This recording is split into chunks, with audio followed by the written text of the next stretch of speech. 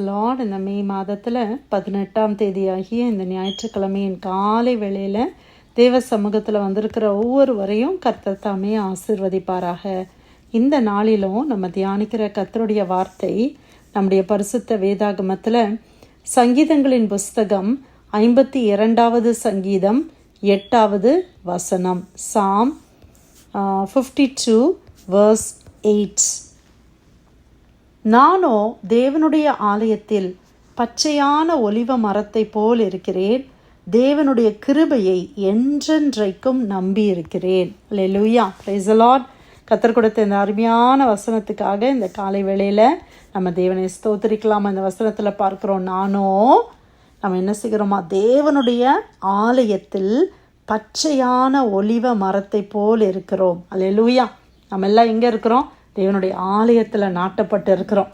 தேவனுடைய ஆலயத்திலே நாட்டப்பட்ட பச்சையான ஒலிவ மரம்.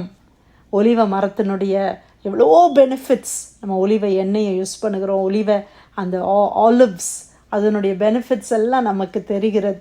அப்போ பச்சையான ஒலிவ மரமாக நம்ம இருக்கிறோம். ஏன்னா நம்ம எங்கே நாட்டப்பட்டு இருக்கிறோம்? தேவனுடைய ஆலயத்தில் நாட்டப்பட்டவர்கள். அல்லேலூயா. கர்த்தருடைய கிருபையை என்றென்றைக்கும் நம்பி இருக்கிறவர்கள். நம்ம ஏன் தெரியுமா பச்சையான ஒலிவ மரத்தை போல இருக்கிறோம்? ஏன்னா நம்ம நம்பலை, நம்ம தேவனுடைய கிருபையை நம்ம நம்பி இருக்கிறோம். தேவனை நான் நம்பி இருக்கிறபடினால தான் நான் பச்சையான ஒலிவ மரத்தை போல் இருக்கிறேன். இந்த சங்கீதத்தில் 9 வசனங்கள் தான் இருக்குது. இந்த சங்கீதத்தை ஒரு விசை கூட நம்ம வாசித்தா இதை நம்மளுடைய அண்டர்ஸ்டாண்ட் பண்ணிக்கொள்ளலாம். இதில் நம்ம பார்க்கும் பொழுது தேவனுடைய கிருபையும் ஆசீர்வாதத்தையும் குறித்து இதில் பார்க்குறோம். தீயவர்கள் இல்லை விக்கெட் பீப்புள் அவங்க எப்படி இருக்கிறாங்க, ஆண்டவரை நம்புகிற பிள்ளைங்க எப்படி இருக்கிறாங்க என்பதை இந்த சங்கீதம் 52 தெளிவாய் கொடுக்கப்பட்டதை பார்க்கிறோம். நான் முதல் வசனத்திலேருந்து வாசிக்கிறேன். பலவானே, பொல்லாப்பில் ஏன் பெருமை பாராட்டுகிறாய்? தேவனுடைய கிருபை எந்நாளும் உள்ளது. நீ கேடுகளை செய்ய எத்தனம் பண்ணுகிறாய். கபடு செய்யும் உன் நாவு நீட்டப்பட்ட சவகரன் கத்தியை போல இருக்கிறது. நன்மையை பார்க்கிலும் தீமையையும் யதார்த்தம் பேசுகிறதை பார்க்கிலும் பொய்யையும் விரும்புகிறாய். கபடமுள்ள நாவே, சங்கரிக்கும் சகல வார்த்தைகளையும் நீ விரும்புகிறாய். தேவன் உன்னை என்றென்றைக்கும் இராதபடி அழித்து போடுவார். அவர் உன்னை பிடித்து உன் வாசஸ்தலத்திலிருந்து பிடுங்கி நீ ஜீவனுள்ளோர் தேசத்தில் இராதபடிக்கு உன்னை நிர்மூலமாக்குவார். நீதிமான்கள் அதை கண்டு பயந்து அவனை பார்த்து நகைத்து, இதோ தேவனை தன் பலனாக எண்ணாமல் தன் செல்வ பெருக்கத்தை நம்பி தன் தீவனையில் பலத்து கொண்ட மனுஷன் இவன்தான் என்பார்கள். நானோ தேவனுடைய ஆலயத்தில் பச்சையான ஒலிவ மரத்தை போல் இருக்கிறேன், தேவனுடைய கிருபையை என்றென்றைக்கும் நம்பியிருக்கிறேன். நீரே இதை செய்தீர் என்று உம்மை என்றென்றைக்கும் துதித்து உமது நாமத்திற்கு காத்திருப்பேன். உம்முடைய பரிசுத்த வான்களுக்கு முன்பாக அது நலமாயிருக்கிறது. அல்லேலூயா. கர்த்தருடைய வார்த்தை எவ்வளோ அருமையான வசனங்கள் இல்லையா? தீயவர்கள் பொல்லாப்பு செய்ய துணிகரமானவர்களை குறித்து பார்த்தோம், நீதிமான்களை குறித்து பார்த்தோம். தீமையான காரியங்களை செய்கிறவர்கள் என்ன செய்கிறாங்களாம்?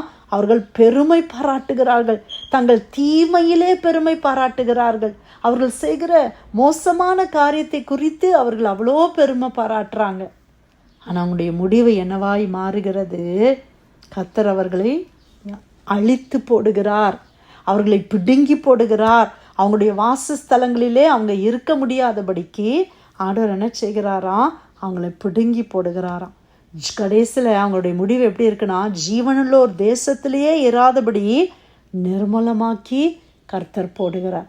இது பொல்லாங்கான மனிதனுடைய முடிவு, இது பொல்லாங்கு செய்கிறவர்களுடைய முடிவு. கபடமான நாவுகளை பேசுகிறவர்கள், பொய்யான காரியங்களை பேசுகிறவர்கள், தங்களையே தங்கள் பலனாய் கொண்டவர்களுடைய முடிவு இப்படியாய் காணப்படுகிறது. அல்லேலூயா. அவர்கள் எப்படிப்பட்டவர்கள் என்று 7ஆம் வசனம் சொல்லுதுன்னா, இதோ தேவனை தன் பலனாக எண்ணாமல் தன் செல்வ பெருக்கத்தை நம்புகிறவர்கள்.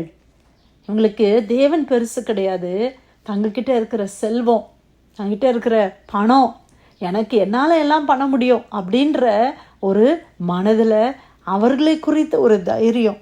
தேவனை தன் பலனாக எண்ணாமல் தன் செல்வ பெருக்கத்தை நம்பி தன் தீவனையில் பலத்து கொண்ட மனுஷன் இவன்தான்.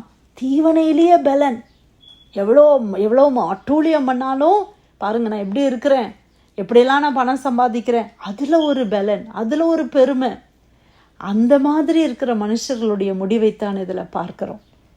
ஆனால் வசனத்தில் நம்ம அடுத்த வசனம் பார்க்குறோம், நானோ பட் அவங்கெல்லாம் அப்படி இருக்கிறாங்க. ஆனால் நானோ தேவனுடைய ஆலயத்திலே பச்சையான ஒலிவ மரத்தை போல இருக்கிறேன். தேவனுடைய கிருபையை என்றென்றைக்கும் நம்பி இருக்கிறேன். இப்படிப்பட்ட மனிதர்கள் மத்தியில் தான் இன்றைக்கி நம்மளும் இருக்கிறோம் இல்லையா? தீவனையை செய்கிற மனிதர்கள், துரோகம் செய்கிறவர்கள், அநியாயமாய் அநேக காரியங்களை செய்கிறவர்கள். சில நேரத்தில் நம்ம பார்க்கும்போது அவங்க செழிப்பாக இருக்கிறது மாதிரி இருக்குது. அவங்களை பார்க்கும் பொழுது, என்ன ஆண்டவரே, நான் இவ்வளோ உண்மையாக இருந்து கூட எனக்கு இவ்வளோ பாடுகளா, இவ்வளோ நெருக்கங்களா? நான் ஒவ்வொரு நாளும் ஜெபம் பண்ணுறேன், ஆண்டவரே தேவனை உண்மையே சார்ந்திருக்கிறேன்.